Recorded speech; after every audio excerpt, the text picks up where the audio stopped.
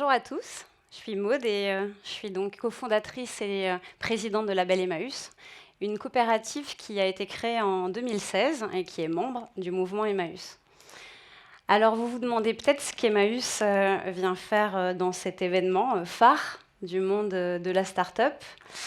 C'est un peu ce que se sont demandé des incubateurs et des accélérateurs, dont 50 Partners d'ailleurs, mais pas que j'ai rencontré il y a 5-6 ans, quand j'ai voulu intégrer ce type de structure pour lancer notre marketplace solidaire.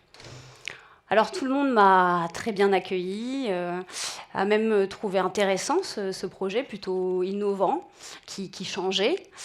On nous a aidés, on nous a donné des conseils, des contacts, mais clairement, à l'époque, en tout cas, on ne rentrait dans aucune case.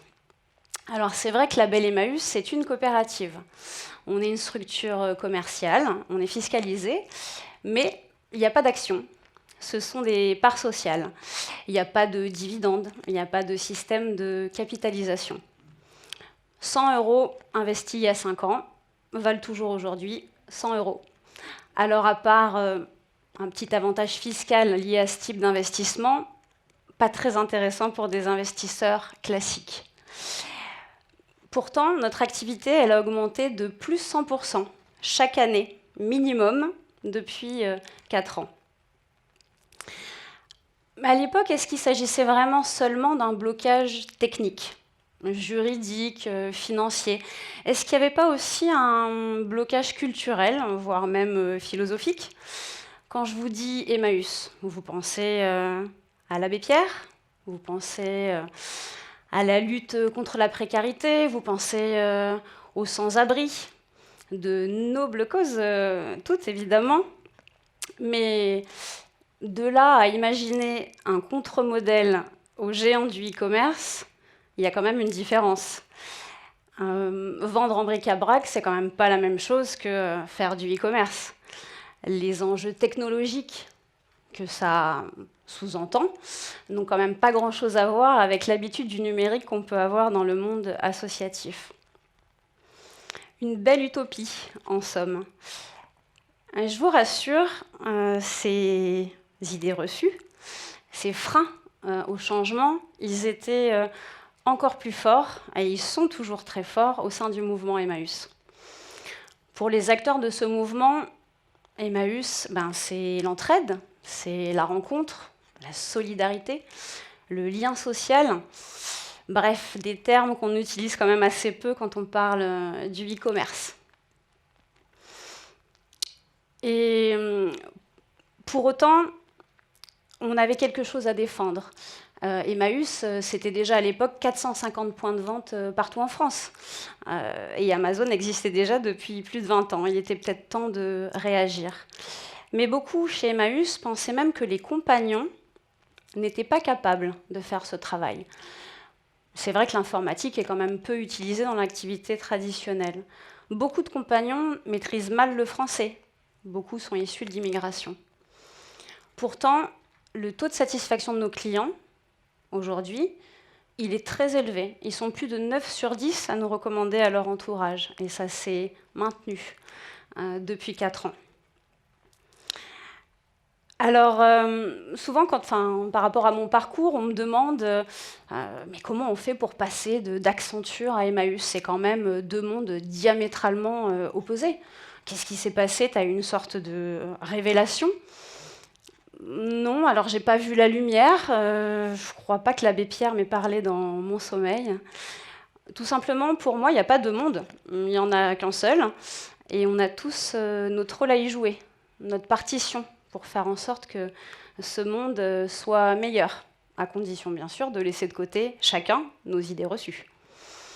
Alors oui, Emmaüs est d'abord un mouvement d'aide aux plus démunis, mais c'est aussi un formidable mouvement d'entrepreneurs sociaux qui a clairement inventé l'économie circulaire il y a 70 ans, qui est fier de vivre de son travail, parce que c'est ce qui rend la dignité aux personnes qui sont accueillies.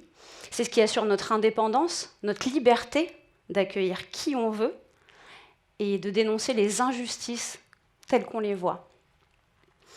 Oui, le e-commerce est souvent un Far West sans foi ni loi. Mais c'est aussi un secteur en forte croissance. Donc, un vivier potentiel de création d'emplois important, y compris pour des personnes peu qualifiées, à condition, évidemment, de faire confiance à ces personnes, de changer notre regard sur l'exclusion, croire en la deuxième chance, parce que, évidemment, personne n'est à l'abri de difficultés, et absolument tout le monde peut rebondir s'il se sent soutenu et qui pense qu'on croit en lui. Label Emmaüs, finalement, c'est vraiment le prolongement en ligne du mouvement fondé par l'abbé Pierre et une start-up à impact social. C'est une marketplace de l'économie sociale et solidaire. On a 120 structures aujourd'hui de ce secteur qui vendent sur notre site. Mais c'est aussi une boîte de la tech qui suit son audience, son taux de conversion, son panier moyen. C'est un entrepôt logistique, 2, bientôt, où travaillent des préparateurs de commandes en parcours d'insertion. C'est une école qui forme gratuitement des demandeurs d'emploi au métier de la vente en ligne, mais c'est aussi une équipe avec des diplômés d'écoles d'ingénieurs ou de commerce. C'est une voix qui milite pour un web plus inclusif, mais qui le fait avec les réseaux sociaux et en envoyant des mailing lists. C'est un e-commerçant qui expédie dans toute la France, mais qui est aussi un acteur éco-responsable. Notre émission carbone en 2020, elle est 7 fois inférieure à ce qu'on évite.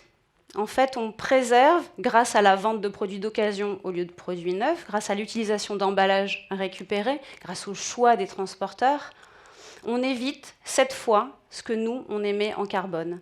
C'est aussi une coopérative, mais c'est aussi une start-up qui a besoin de lever des fonds pour changer d'échelle. Je pense que c'est dans ce combat, cette combativité, ce refus de se résigner, que finalement, Label Emmaüs est le plus à la croisée des chemins entre Emmaüs et le monde de la start-up. Cette espèce de poursuite d'un rêve un peu fou, le fameux combat de David contre Goliath. Alors, dans notre cas, on dit souvent l'abbé Pierre contre Jeff Bezos. Être précurseur, innover, aller au-devant des attentes des consommateurs, des citoyens. Et ces attentes, elles sont énormes. C'est une lame de fond, surtout chez les jeunes diplômés. Ils ont une quête de sens aujourd'hui qui va tellement au-delà que la recherche d'un gros salaire ou d'une carrière impressionnante. Ce qu'on reçoit comme candidature chaque semaine, vraiment, est fou. Le dernier projet qu'on a lancé, Tréma, est un peu une illustration de tout ce que je viens de vous dire. Est-ce qu'on se résigne face à l'explosion des sites de vente entre particuliers qui rendent la vente tellement plus facile que le don? Non, on peut proposer des alternatives. Tréma, c'est la possibilité pour chacun d'entre vous de donner simplement en ligne des produits. Vous créez une annonce comme vous le feriez sur ces sites en quelques clics. Sauf que vous allez choisir un projet de solidarité avec lequel vous allez soutenir votre don. C'est vous qui le choisissez. Ça va aller, 100% des recettes vont aller sur le projet que vous avez choisi. Et peut-être que sur Tréma, demain, des grandes enseignes donneront des fins de série, des invendus, plutôt que de les détruire. On est un peu obligé maintenant avec les lois anti-gaspillage. Inventons ensemble ce monde d'aujourd'hui et de demain.